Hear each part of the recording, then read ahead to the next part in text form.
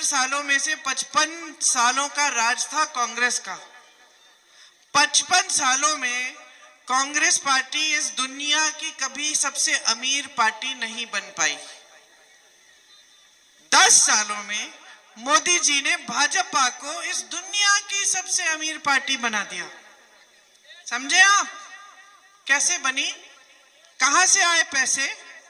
मोदी जी तो इतने ईमानदार हैं, उनका हर नेता कहता है कि मोदी जी ही है ईमानदार, बाकी सब भ्रष्ट हैं।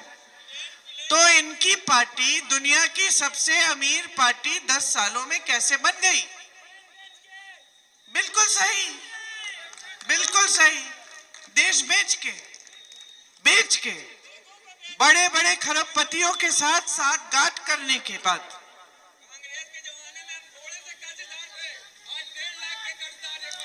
ऐसा ही कह रहे हैं कि कांग्रेस के जमाने में इतना देश कर्ज में नहीं था, आज देश कर्ज में है।